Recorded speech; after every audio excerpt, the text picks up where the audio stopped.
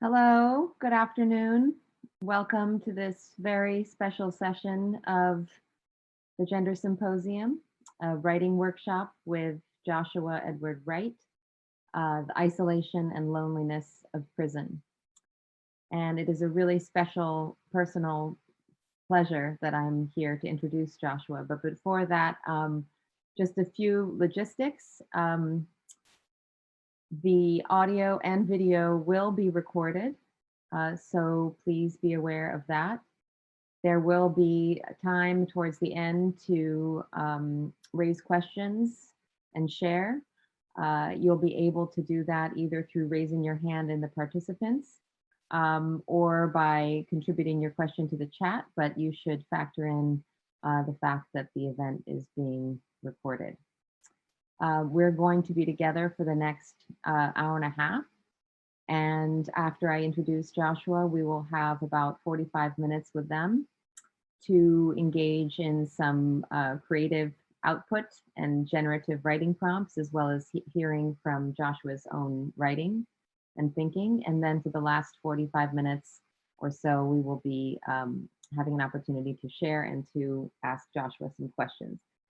So my name is Reiko Hillier. Sorry, I forgot to say that. And I teach in the Department of History and in Ethnic Studies. And I've been at Lewis and Clark for over 15 years. And it's such an honor to participate in this incredible event, one of our signature events here at Lewis and Clark, and to congratulate the co-chairs and Kim Brodkin for yet another successful event under these trying circumstances. I've known Joshua probably at least 6 years, if not more. We met at Columbia River Correctional Facility. Joshua was incarcerated there for 4 years and has been out for 2, and has a huge list of accomplishments, many of which took place within the walls of the correctional institution. One of which is that they were a founder of Liberation Literacy, which is an activist collective, a political education organization that integrates people from the community outside, as well as incarcerated people in issues of social justice and racial equality. They also were a founding member or co-creator of All Rise magazine, which is a beautiful magazine, probably the only of its kind and quality. And I think that maybe towards the end, Joshua, you can tell people how they can get a copy for themselves and continue to support your work. Joshua was also the founder of the very first gender and sexuality class, probably in the whole state of Oregon, housed at Columbia River Correctional Institution. Joshua is also involved in all kinds of other nonprofit work and activist work, such as Phoenix Rising and Living Yoga. And now Joshua has a podcast called The Exiled Voice, of which there are probably about 6 episodes or so. It is a platform for prisoners to talk about their experiences inside prison. And the hope also is to not only to offer them a podium for expressing their experiences, but also to create an archive akin to the slave narratives of the 1930s. And incidentally, the podcast is engineered in part by Lewis and Clark alum Brian Miller. And I should use this opportunity to mention that Joshua is in need of a transcriber because they want to have those podcasts transcribed. So if there are any among you who are willing to volunteer to do that work and support Joshua's endeavors and get those voices out there in written form, that would be wonderful. So I think that that is it. I will hand it over to Joshua, and I'm going to disappear from the screen.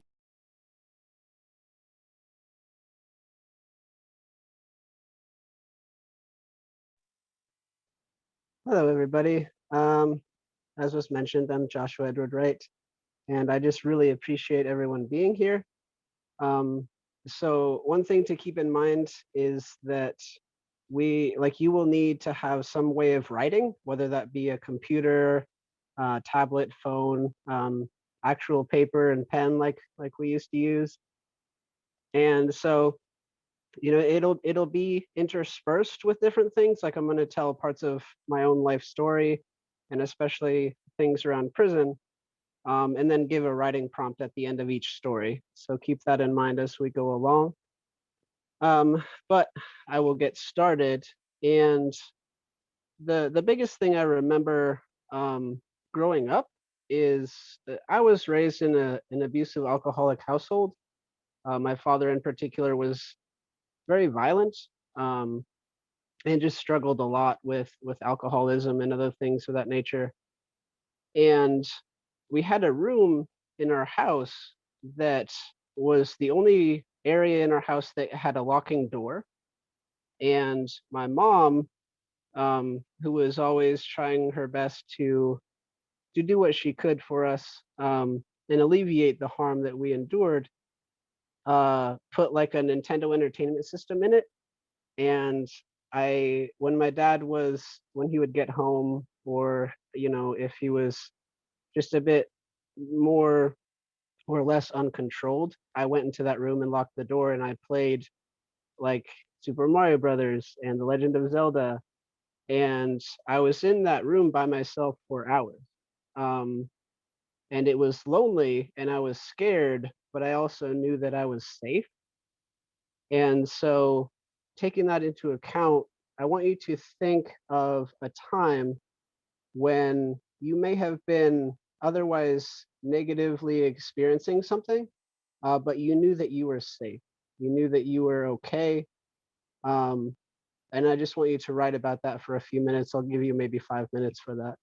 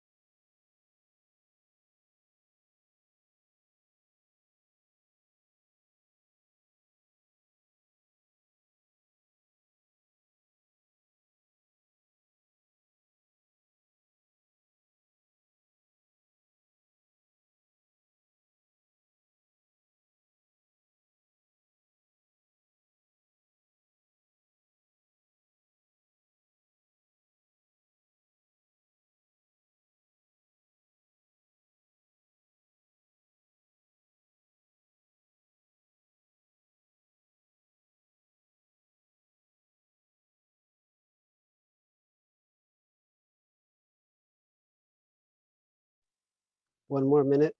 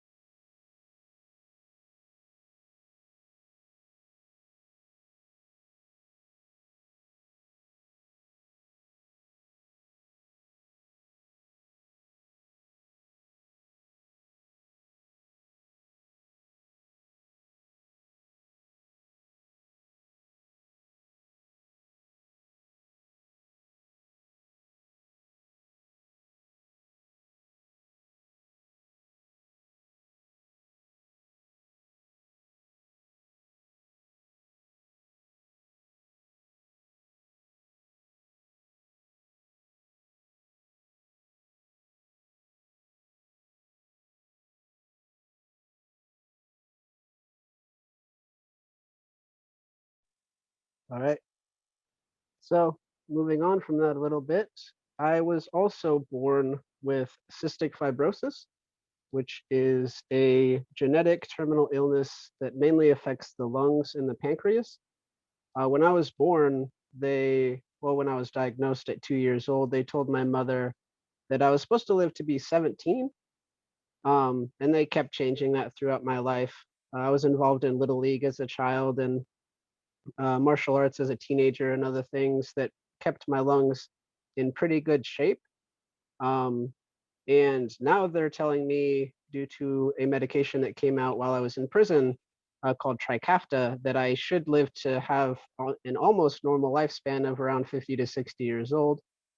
So that's always been interesting. But going through that, there was also times in my childhood where I had to have surgeries, in particular sinus surgeries, so I can try and breathe better. Um, I had at least five sinus surgeries that I remember, and I was in the hospital for weeks at a time. And it was just me and like the hum of machinery and nurses coming in every few hours, sometimes a doctor every other day or so.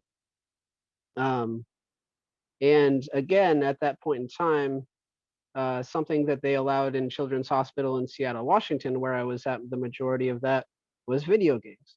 Um, and that got me through a lot of that. But I just remember wishing that my mom could be there. She had to work. She worked for the Department of Labor and Industries in Washington, a state job, and she has my whole life, over 3 decades now.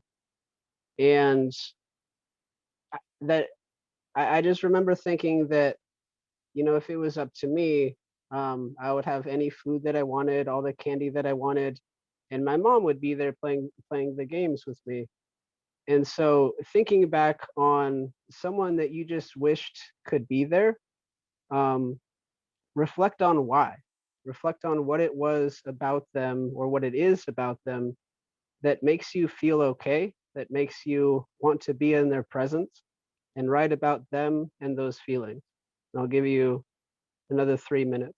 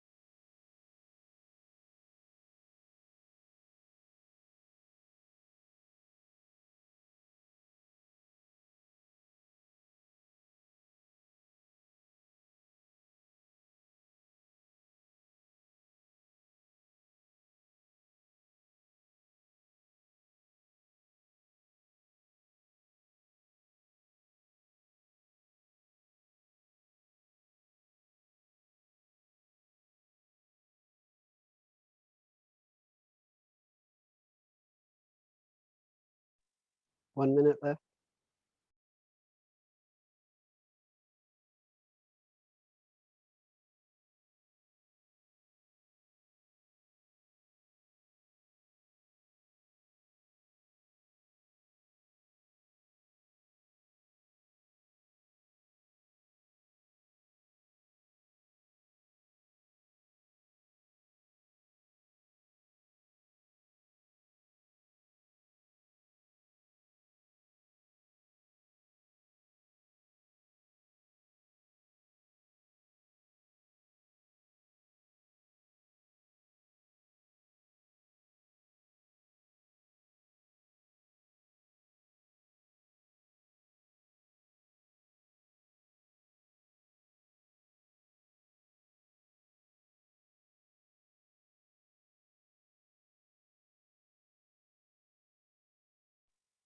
Okay. Moving on from that again, as I aged and grew up and matured, I struggled quite a bit in my teenage life. I never really fit in, maybe due to obvious reasons now that I've told some of my story. But I also had, people come into my life like a stepfather who had even further kind of trauma that added to my life that they did. And I didn't really know how to be a person, I don't think. And a lot of that centered around anger. My whole being, I think the emotion that I related to the most was rage. And it was almost always directed at my father or my stepfather. But I started to develop unhealthy relationships because I was trying to save people because of my mother. I wasn't able to save her from my dad when he was getting physical, when he was drunk. And so, probably until I was, I guess I would say 25, 26, I sought out relationships where I was kind of the savior. And as I hope some of you know by now, or all of you know by now, that's not healthy and that doesn't work. Um, People have to kind of save themselves. Of course, you have to be in service and give assistance when needed and help people, but you can't really save them in that sense. And I learned that the hard way in various relationships. And in Eugene, Oregon, I transferred colleges from Seattle as a young adult and started going to the University of Oregon in Eugene, pursuing a doctorate in clinical psychology because I was still really fascinated with the mind, and I wanted to know how to fix people better. I wanted to know how to save people better. And what happened is I developed another unhealthy relationship, um, and we broke up after I found out that a monogamous agreement had been broken by her multiple times. And after that, I tried to get some possessions back from her place, and the cops were called unaware of myself. I actually had left after her brother answered the door and said that she wasn't there, and he didn't want me to go in and get my stuff. So I said, okay, I'll come back at another time. Um, and I went back to my student housing complex at Titan Court in downtown Eugene, Oregon, and a private number called me and said, we heard that you wanted to get your stuff, and this is Officer so and so. Would you like help with that? And I said, of course, I would love your help to get my possessions back. And they said, okay, where are you? And I gave them the address of the student housing complex. And what happened is three officers showed up probably about 30 minutes after that, in formation out of the elevator with an assault rifle, a shotgun, and a revolver pointed at students. I was in the back of a group of students, and they pointed their guns at everybody. Um, so that was probably one of the scariest times of my life. And I quickly got in front of them and said, like, hey, man, I think you guys just called me. I'm pretty sure you're here for me. Um, and they arrested me and charged me with burglary.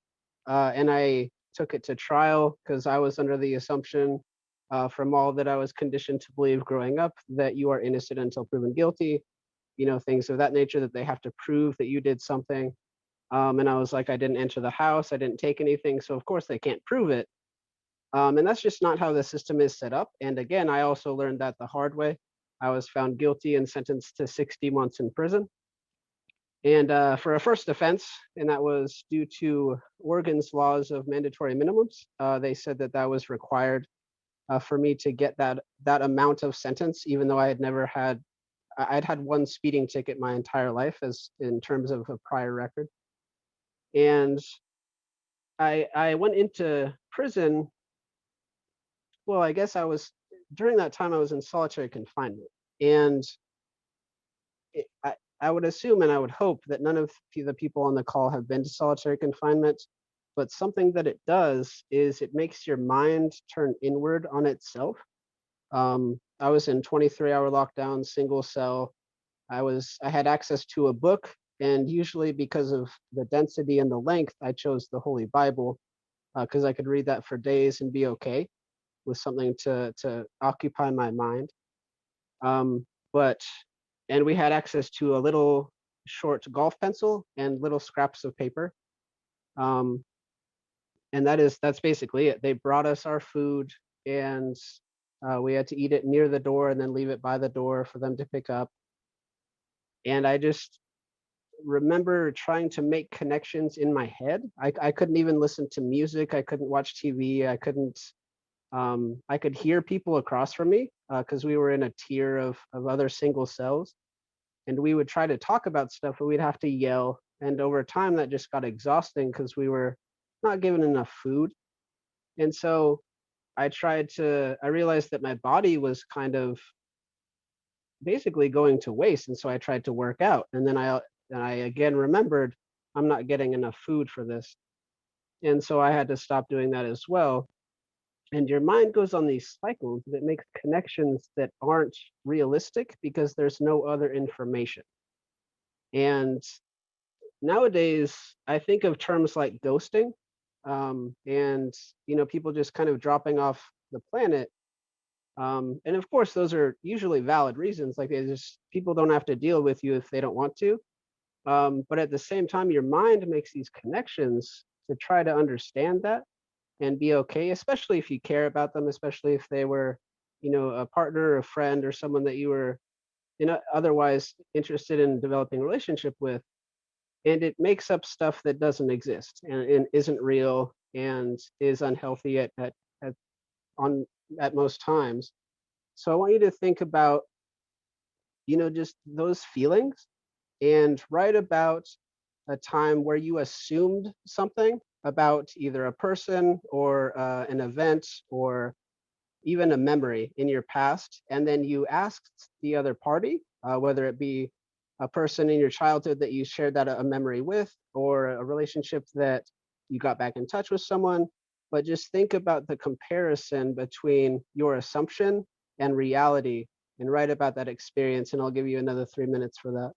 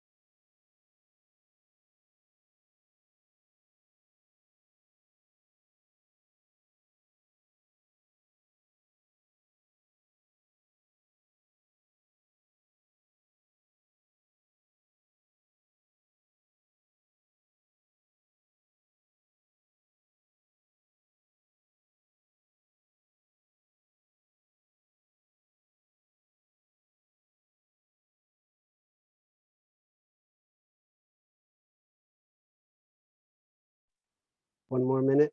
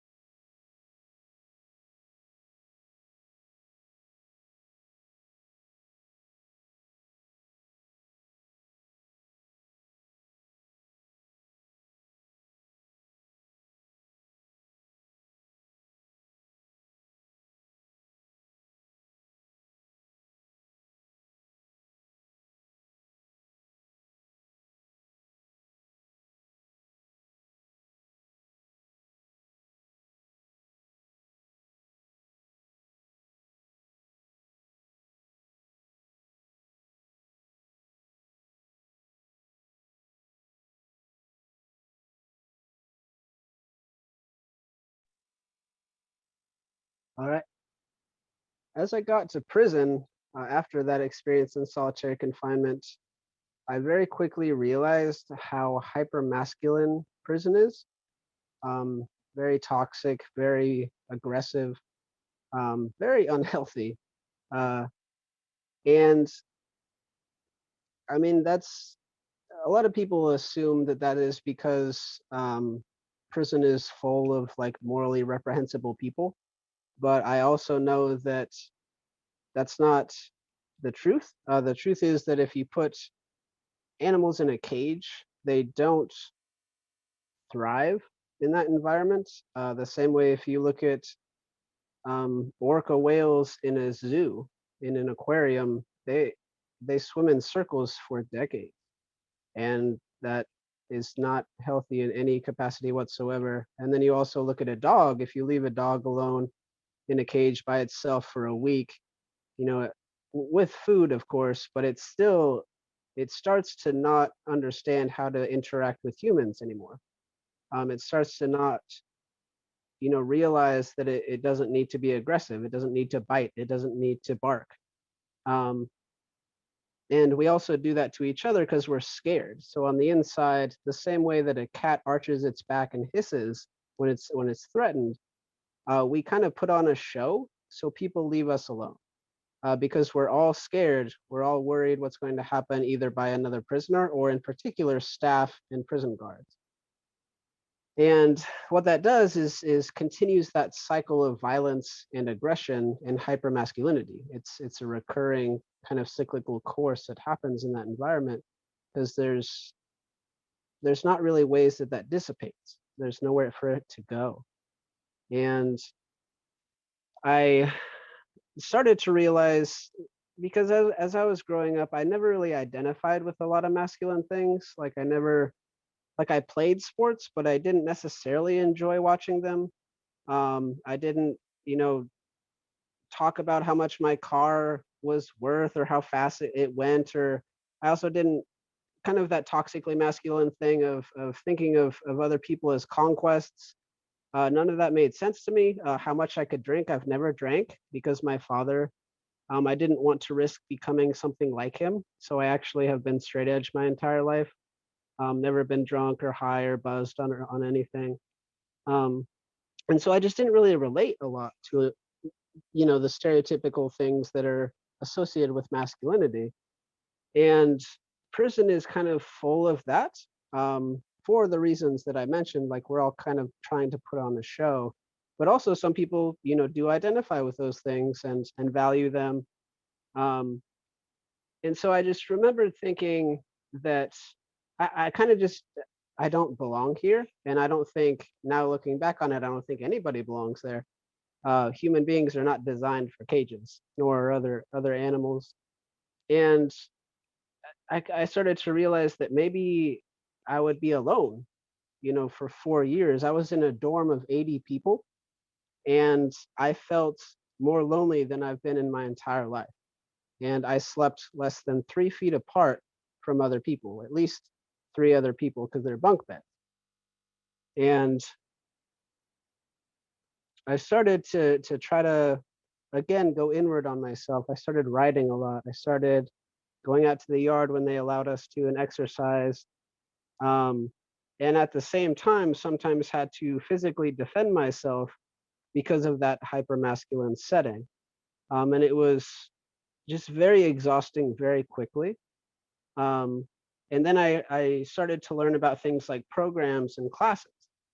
And there was a kind of light at the end of the tunnel because in a program and a class I attended, I think the first one I attended was called Arts in Prison. And people were sitting in a circle sharing poetry, sharing artwork, sharing music. And I was like, oh, this is what it feels like to be human again. There were volunteers that asked us questions and actually were concerned and cared about our welfare and well-being. And I was like, this is okay. Like I can do this.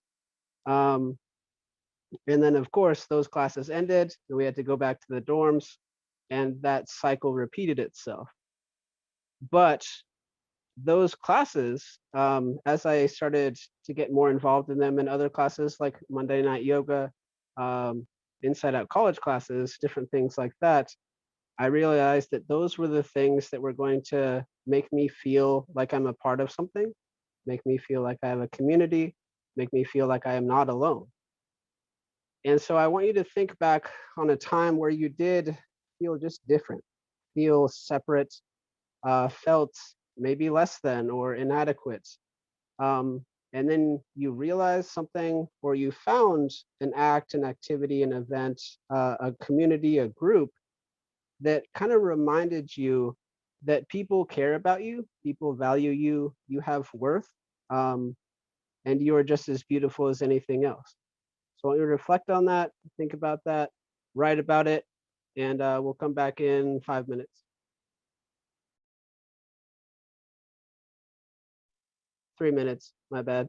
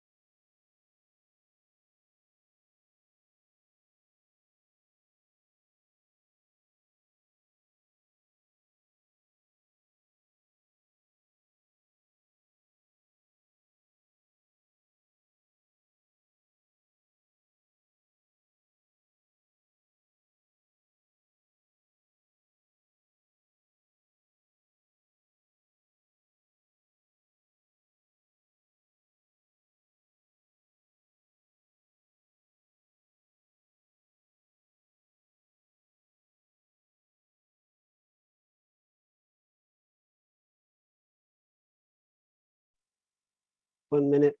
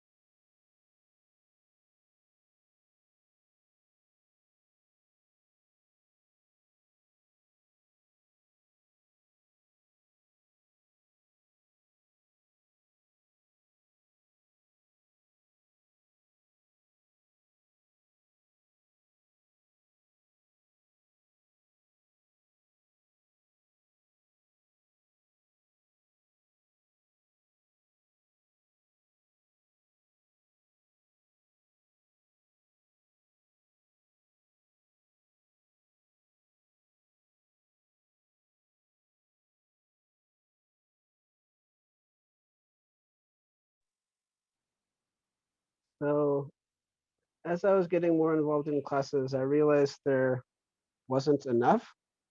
um, because I wanted to be in something like at least every day, if not two different classes a day, and there just wasn't enough there.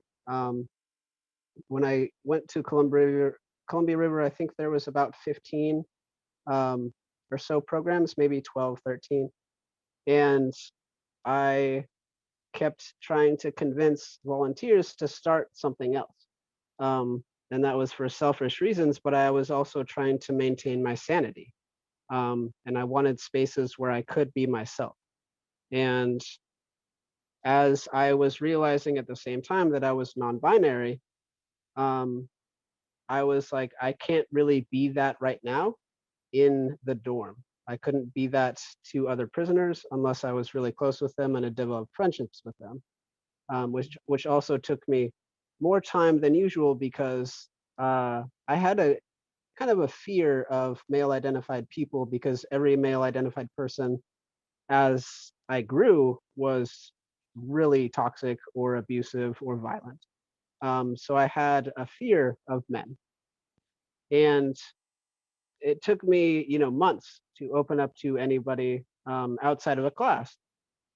And but I realized that those were kind of like the lifeblood, and also people that were in classes with me, I noticed were kind of starting to drop a lot of the aggression, and not really needing to put on that show to feel safe.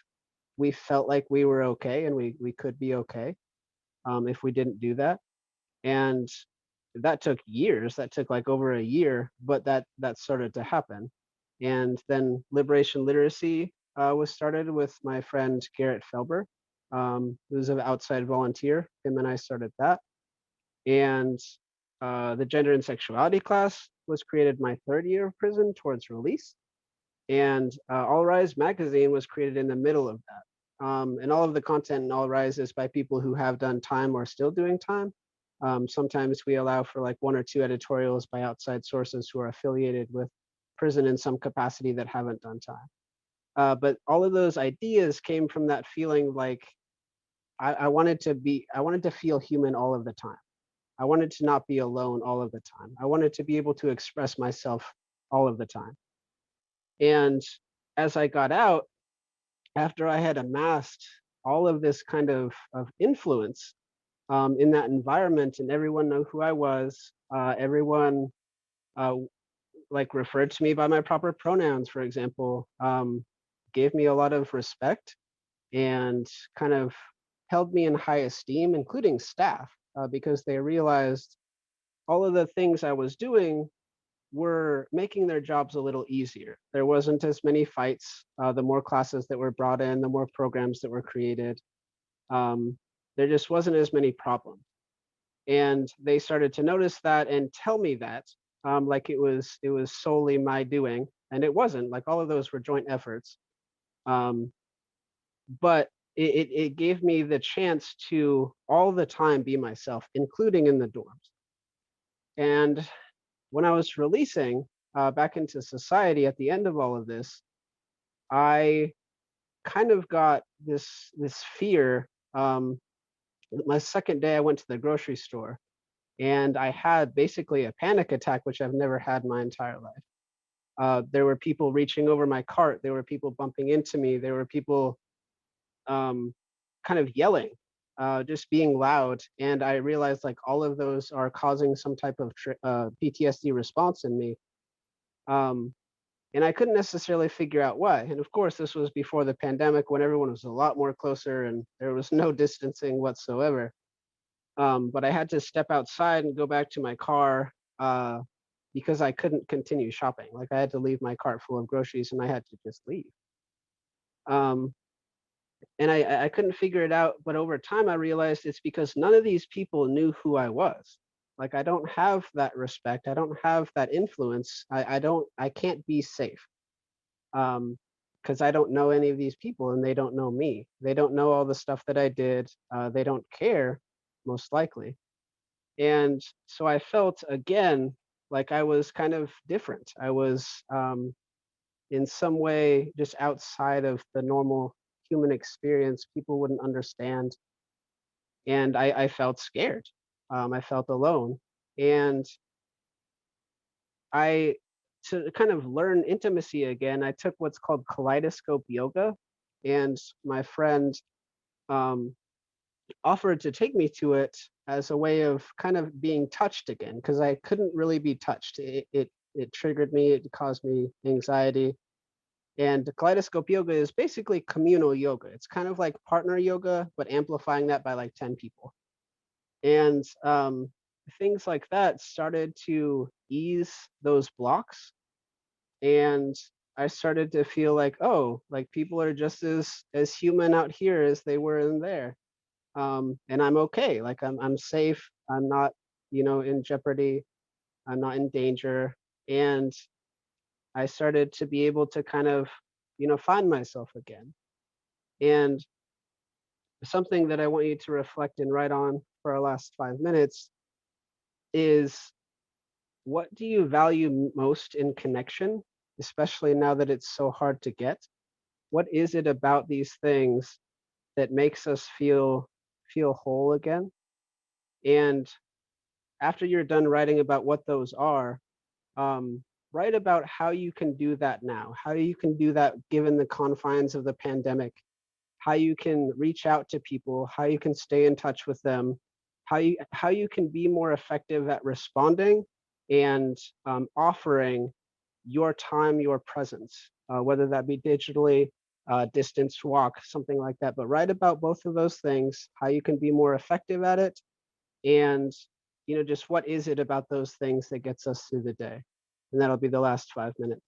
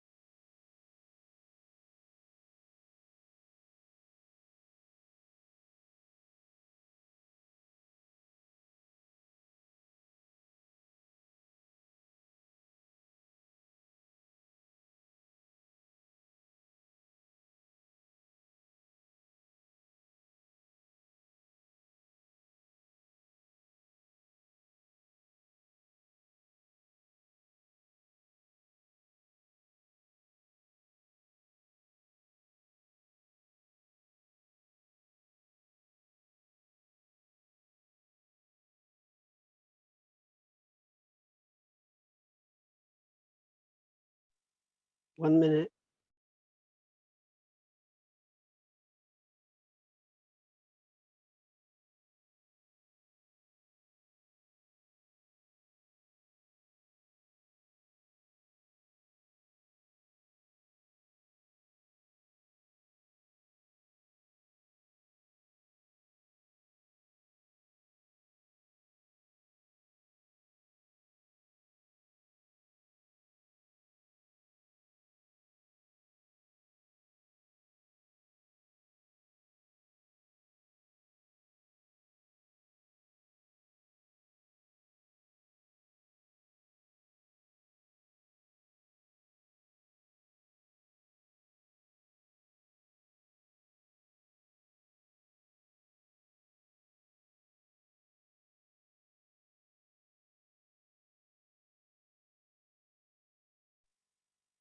Okay, so I would love to open up the floor to any questions, whether that be about my experience, my work, but I'd love to hear, any thoughts you have about that. And then after probably 10, 15, 20 minutes of questions, we'll open it up to if you want to share your writing, which I would love to hear as well. So Kendall, is there any questions?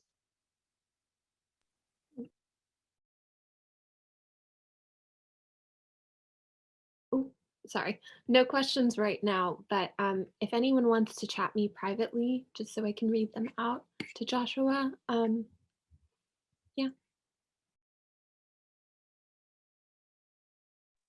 You can send a question privately, or if you'd like to use your actual voice, you may raise your hand and I will find you in the participants.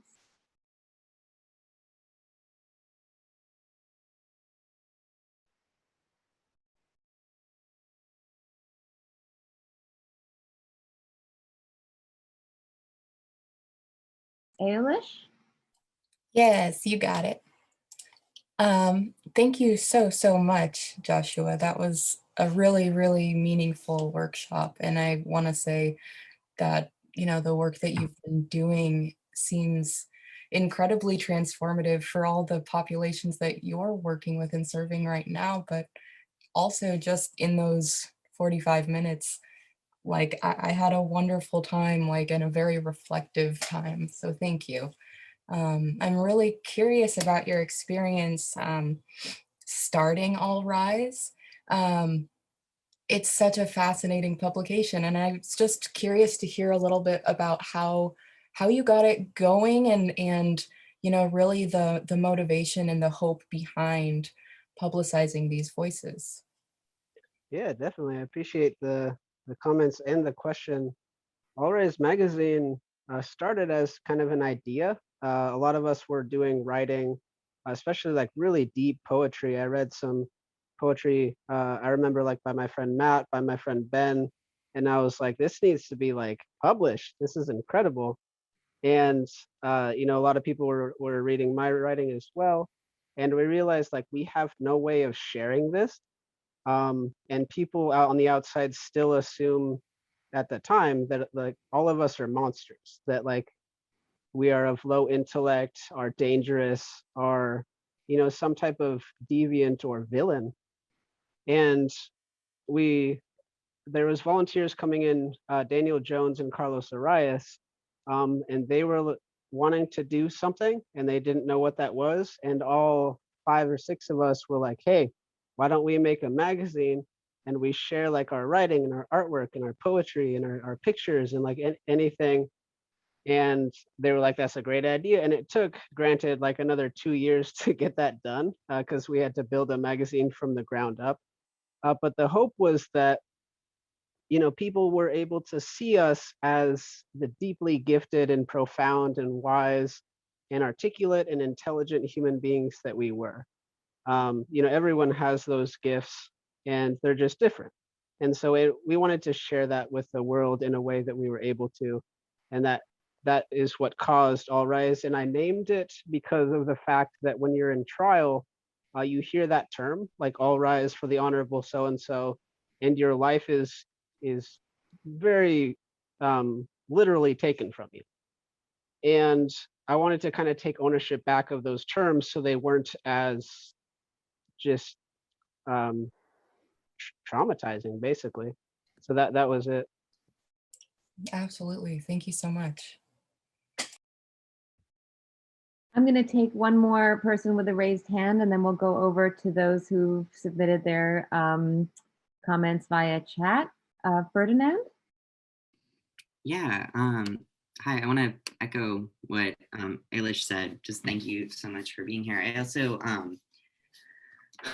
I know this is a question that you probably cannot fully answer, and it will depend entirely on the person.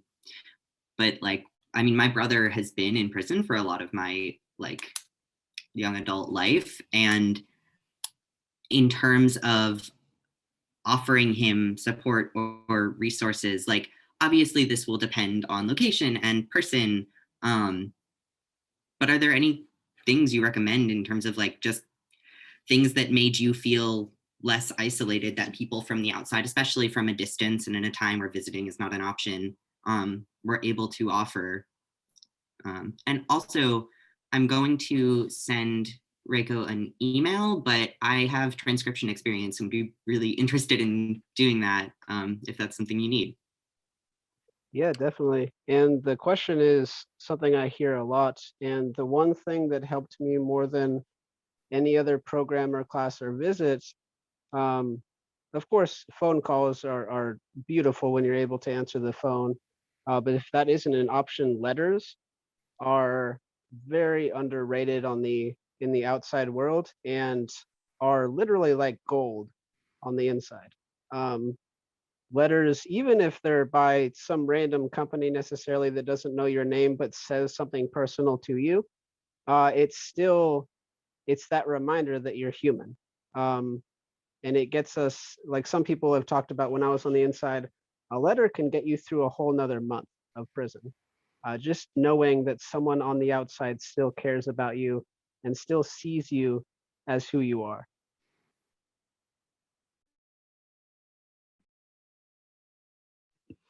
Okay, and in the chat, Michelle just wanted to say thank you so much for sharing your vulnerability and opportunities to do inner exploration.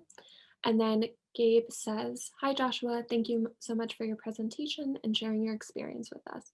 I'd like to ask, how can the average person get involved with your cause? So there's two things that help the most in a capitalistic country that we have here, and that's donations to one of the nonprofits that I'm involved with, in particular, uh, Liberation Literacy. And that is, if you just search Liberation Literacy on Google, because we don't have a lot of money, so the URL is very long and obnoxious. But if you search Liberation Literacy on Google, it'll pop up as the first search result. allrisemedia.org is where you can, there's links to buy the magazine and also just support our work. We're trying to get the magazine for free into every prisoner's hands that we're able to. And that's probably about 1,000 right now, which is significant, but not compared with 2.3 million people who are imprisoned in the United States. So of course, donations will help with that.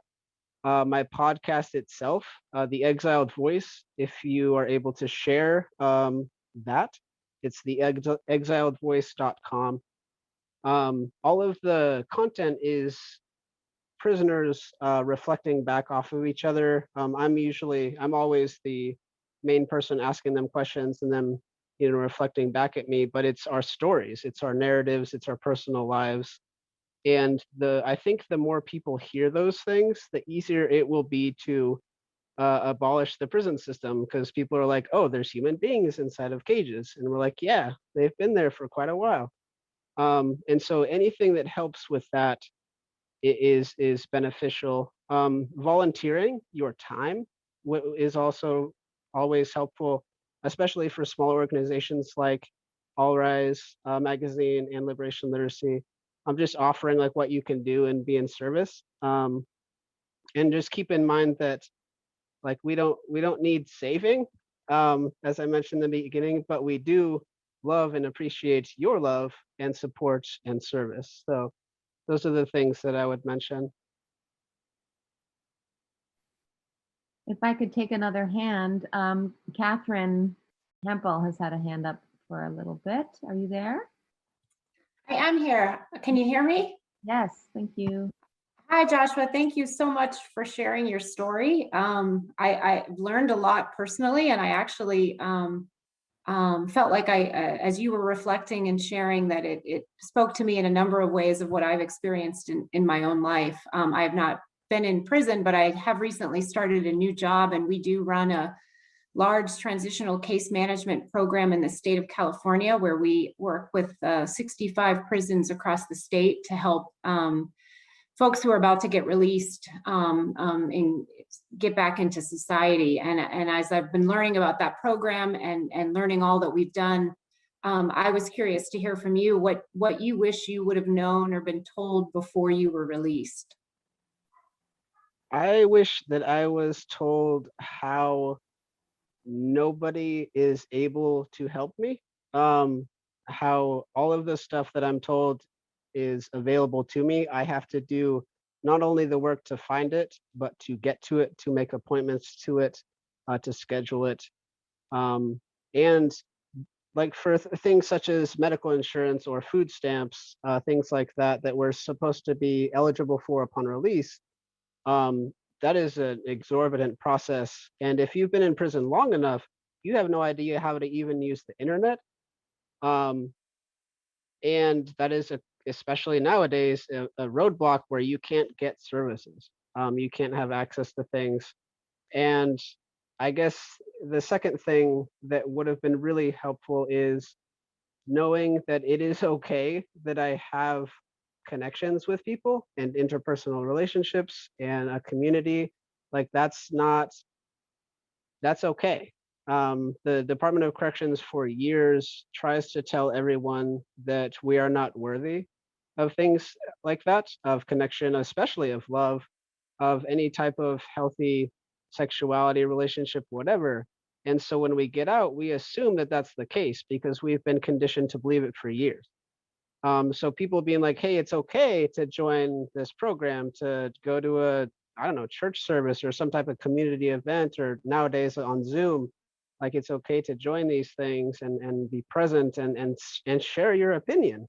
That's another thing that took me a while, is like people actually value what I have to say. And I had to learn that. I was never offered that or told that. And people out here, I don't think know that we struggle with that. And so they're, if they knew, they'd be like, oh yeah, you can speak, you can share your opinion. I'd love to hear what you have to say. But so those are some things that I wish were more reticent and readily available um, in this space out here.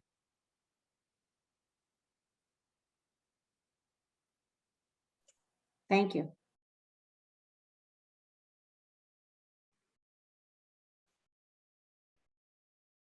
Are there any more questions in the chat? Are there any more questions of those who want to raise their hands?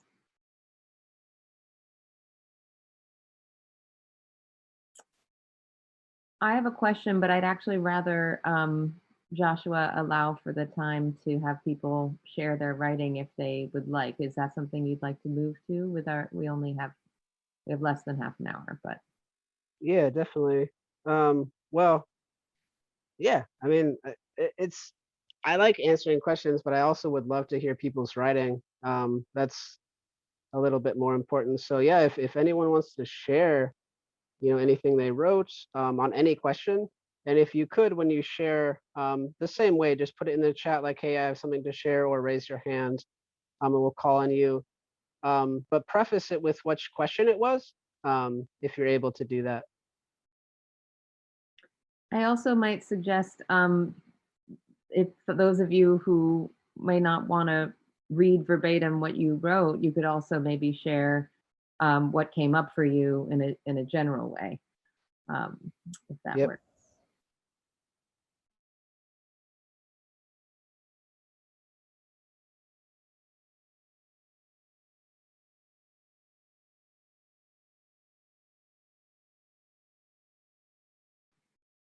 I guess one thing that came up for me, Joshua, if it's all right, while we're waiting for people to gather courage, is your first prompt and reflection about the room that locked.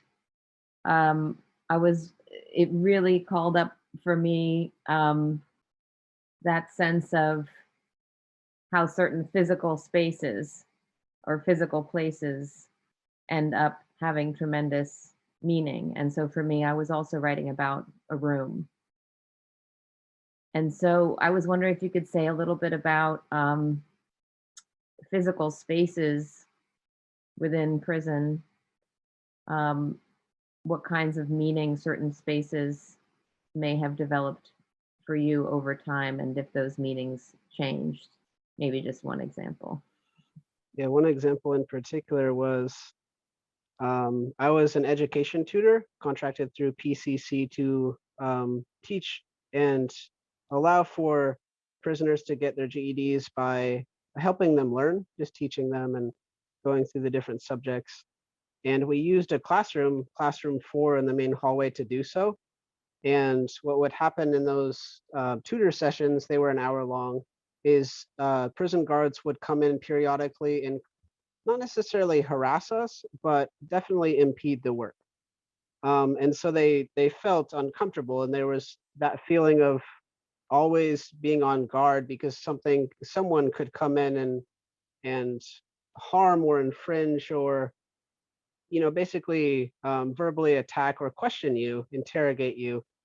And then there was a class, your class in particular, Reiko, there's Lewis and Clark Inside Out College class, where we were taking a college class with people from the outside that were coming in, learning together in a communal space. And that classroom then became kind of that same solace, that same peaceful area. And guards didn't come in when there was that many volunteers in there for some reason. They didn't, most of the time they didn't care to, they didn't want to, they just didn't do it. And we felt safe. I felt safe. I felt like I could share anything I wanted to, express whatever I wanted to. And um, it was a place where I could actually take a full deep breath, and just remember that I'm okay for right now. Thank you. Kelsey. Hi, yeah, thank you for the prompts. They were really interesting. One of the ones that I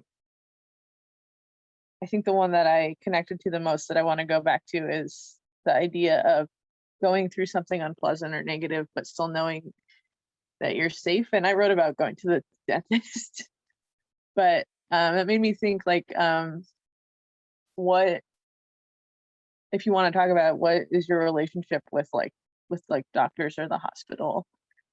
Was it similar? Yeah, I think because half of my life was spent in and out of hospitals, I tended to view nurses in particular as safe people and hospitals as a whole as a playground. And even as an adult, like they're very fun for me. Like before the pandemic, I would go to OHSU up on the Markham Hill campus just to hang out. Like I would just walk around because it felt like a kind of home. It felt fun. It felt playful. Even with aspects of people go there when they're sick or very ill or even dying. And because of my cystic fibrosis, I have a very unique relationship with death. It's not a negative experience for me. It's a profound transformation that I've grown accustomed to because I had to assume that I wasn't going to live this long. So hospitals have a very unique feeling to me. They do feel very playful, very fun, and very, very safe for me. So I appreciate that. I have a question from the chat. Ailish would like to know what some of your favorite authors are or books are. So Seven Eves by Neil Stevenson is a science fiction book that is really long. It's like 700 pages. And the first 200 pages are very boring. but it's at the end of that, it starts getting really, really good and doesn't stop getting good to the end of it. The 7 Eves refers to 7 women that kind of repopulate the earth after a cataclysmic event. Um, and it's really like scientifically accurate and dense and deep, and this makes me think about the limitations of mankind, and it reminds me how weak and fragile we are as a species, and how quickly we can be replaced on this planet that we call home. Another thing in particular is Pablo Neruda is the reason that I started writing poetry in the first place. His poem called "Tonight I Can Write" made me cry like profusely, and that poem in particular was why I started writing at all. Um, and so those are, and of course, like from my childhood, C.S. Lewis, the Chronicles of Narnia, all 7 of them, uh, had a similar feeling of escape and safety and peace, and like I was a part of that world, and therefore not alone. And so those are all really good examples of that. Ibrahim Kennedy, if we're looking for nonfiction, is probably one of the best current authors I know of. His book Stamped from the Beginning is National Book Award winner for 2016. I think should be required reading for every person that is an adult in America. So that's another thing. It's Ibram, Ibram, X dot Kendi, Kendi. So all of those are highly recommended.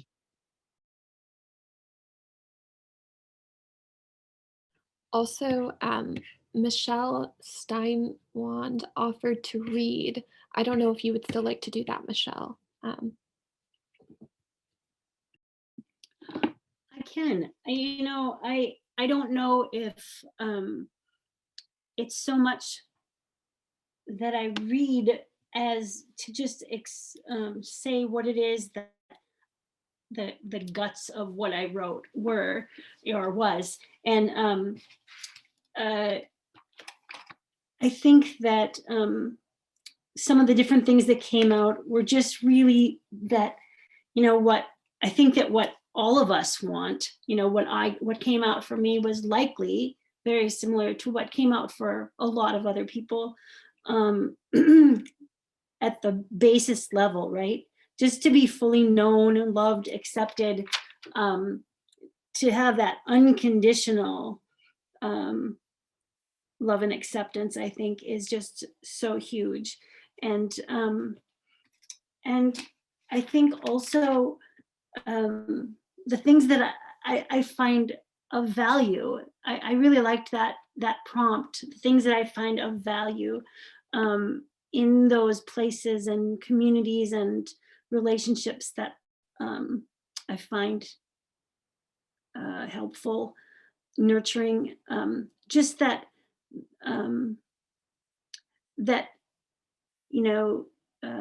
that there's some depth to them, that they're not meaningless and they're not judgmental, and also just that they make me feel of value as well and able to contribute unique ideas and perspectives. And I think that and that they provide me with the opportunity to do the same for them. And I just, yeah, I think all those things just seem like they're very universal, probably, in nature. But anyway, thank you. And Yeah, thank you once again. I so enjoyed it. And your presentation, Josh. And do you ever do presentations for other folks? Would you be open to that? Yeah, of course. Okay, great.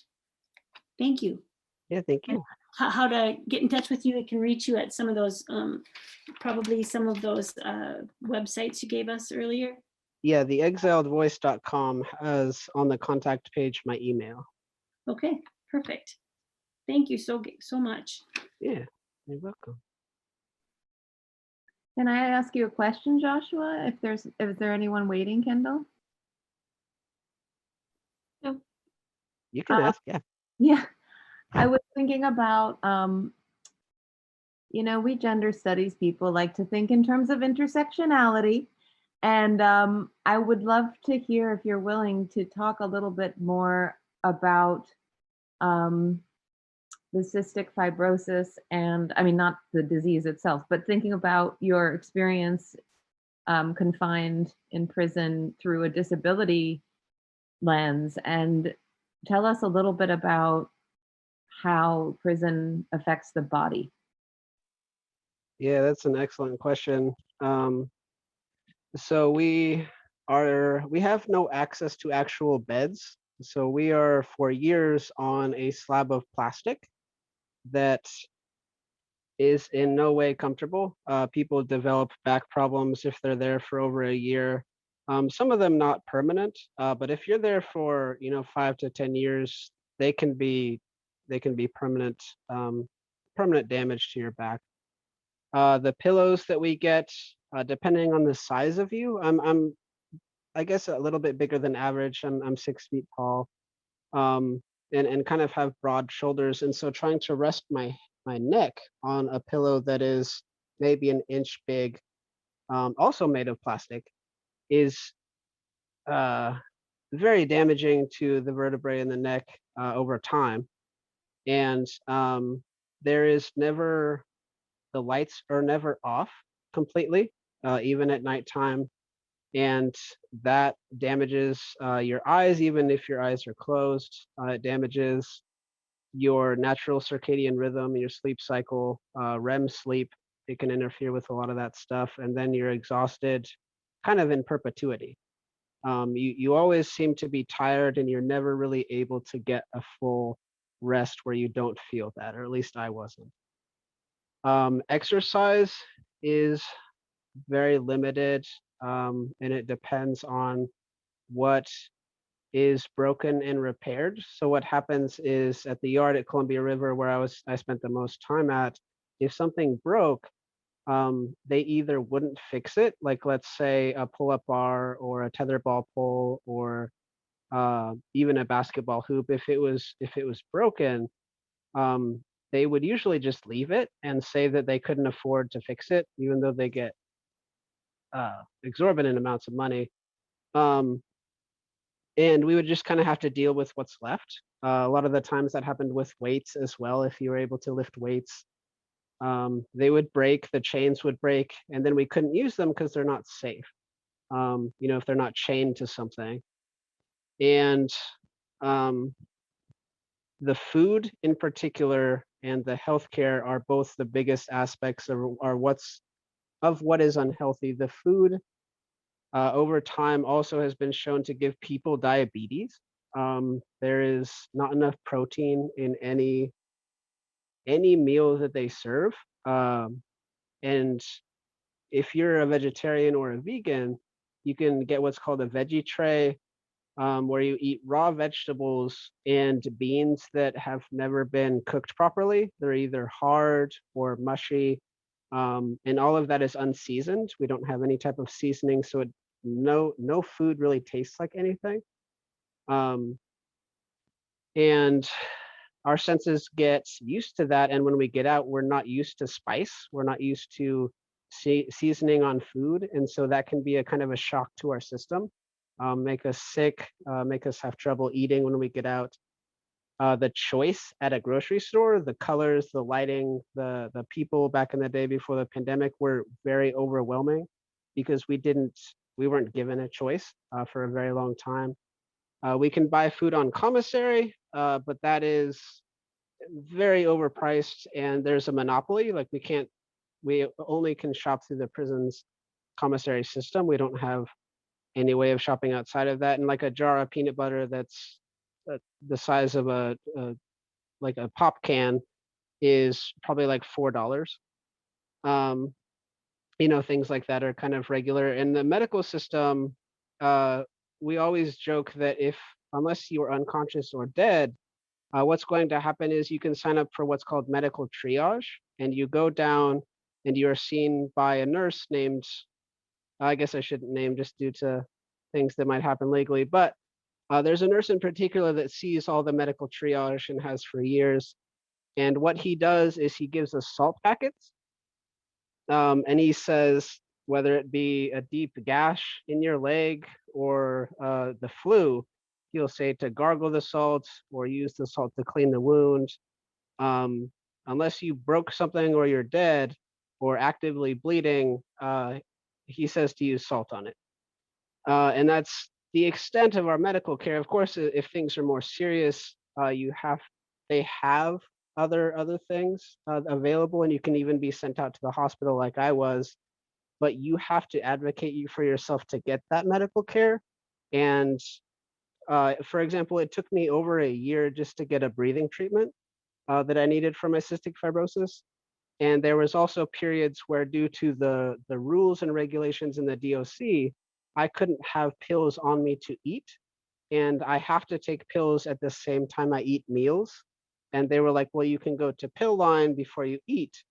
Um, and that was 30 minutes before I ate, and my pills were inactive by the time they served me food. So they were starving me um, because they didn't want to break those rules that they had established for other people for me to eat.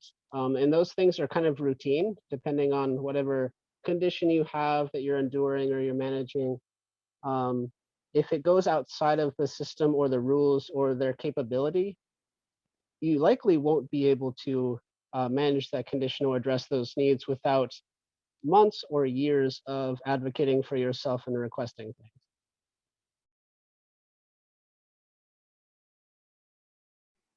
Thank you. We have just about 10 minutes. If anybody else would like to share their writing or thoughts about the writing process or field any more questions. And of course, Joshua can use up the time as well.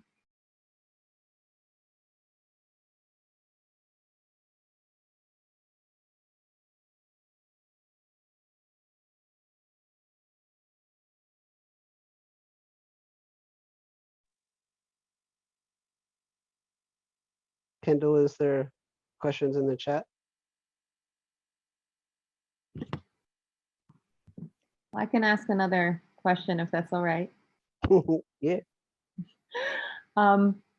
You talked a bit about grappling with being non-binary, and alongside that, not necessarily the same struggle, but related struggle of dealing with toxic masculinity within the prison, and how through your presence and example and achievements were able to gain the respect and acknowledgement of your identity as you've established it within the prison, and how that may have to start all over again outside. One of the things I'm always interested in is how the shifts in the culture in the so-called free world penetrate the prison, and the extent to which or whether there's kind of a time lag.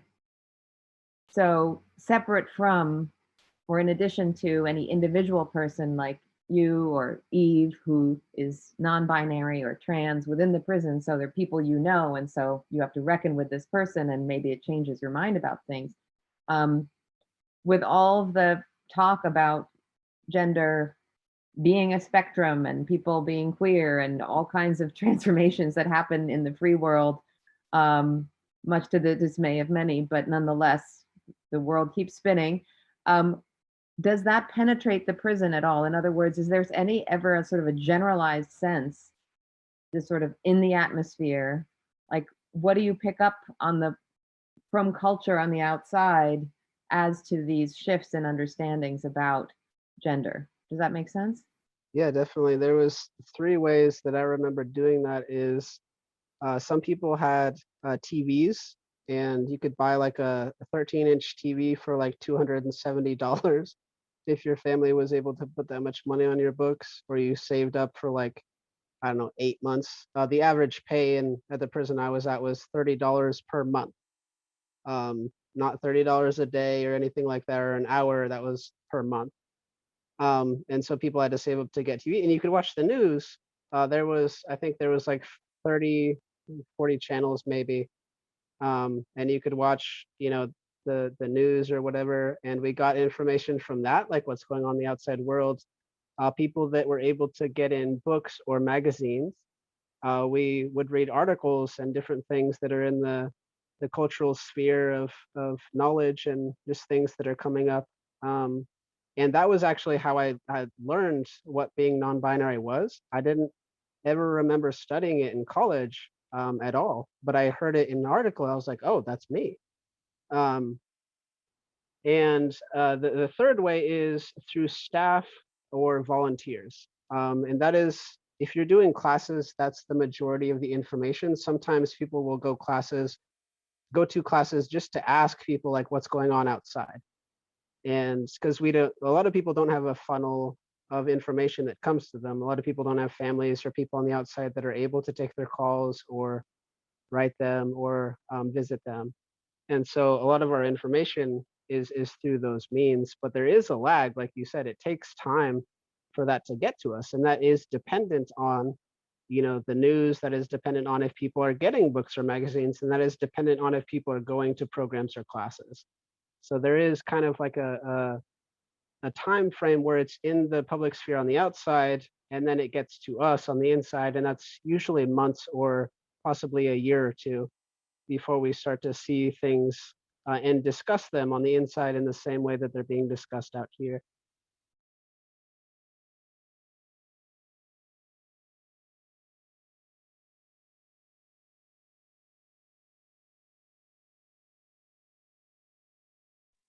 We have more questions or writing, sharing, or anything like that? I'd love to hear from you guys. I actually have a question. I was wondering if you could speak more to your creative process and how writing has been a way for you to express, and any other ways that you express yourself. Yeah, my poetry and my short memoirish writing in particular, I originally wrote to purge negativity and get something that I was uncomfortable with outside of my body, so I wasn't having to think about it or deal with it. But secondly, when I started doing that, people I found that read it really related to it or resonated with it, and they started to kind of work on different things that they were struggling with and just see things in different ways. And I thought that like that is a really useful tool that maybe I can try to tap into. So from that point on, I started writing both to purge negativity, but also try to end things with some type of contemplative thought or call to action where people can reflect on themselves, like what is this, how is this resonating with you, and what does this mean to you, and things of that nature.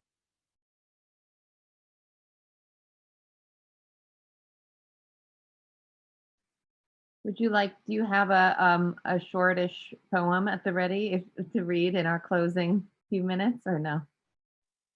Yeah, hold on. I gotta find it real quick.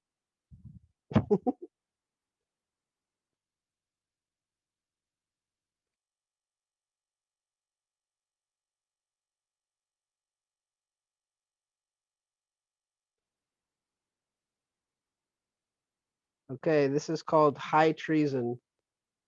When I close my eyes, Oh, could you put your video back on or no? no, because I gotta read it. Oh, I see, I see. When I close my eyes, what do you see? I am not afraid of the world is afraid of me. If you got charged with treason, how would your closest friend plead? Let the planet burn, but let's keep every tree. When the electric chair hums and cracks, the executioner is the one that fries. We always cry harder for the young that die. Don't stare into their sun, get lost in the blue sky. If you've already given up, who's going to care enough to try? You tie my universe in a knot the same way I tie these shoes. If you think us criminals inhuman, for the record, please state your clues. Declare war for your humanity, because if you hide behind a screen, we're all gonna lose. Drop the labels, purge the news, stick to the binary code. We're all zeros and ones, not twos. Forgive your own sins, Because if red is the devil, does that make God black or blue? We've got to start figuring out our own problems. Don't you know the police have citizens to shoot?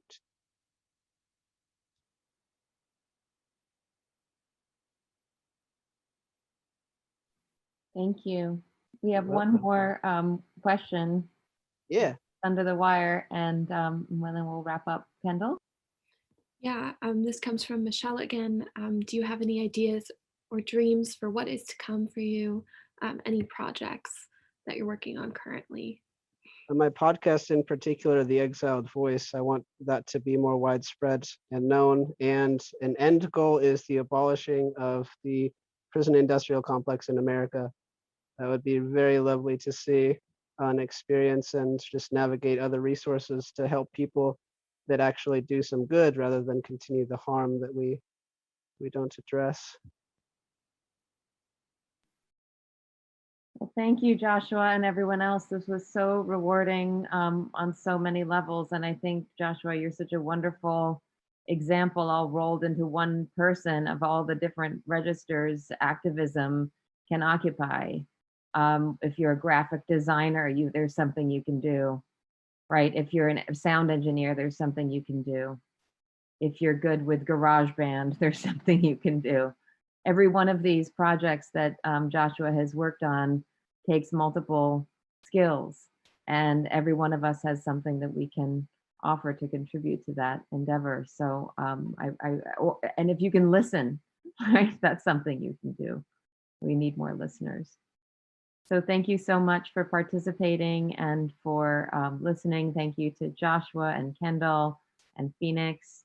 And of course, I know you are all aware of the schedule, but there are more panels at 2 o'clock and a keynote at 5 o'clock. Jennifer Nash in the room. The keynote is called In the Room, Women of Color Doulas in a State of Emergency. Panels through tomorrow on biomedicine and queer resistance, and of course the play by the theater department called Secretaries. So thanks so very much to everyone. We're going to sign off. Thank you. Thank you.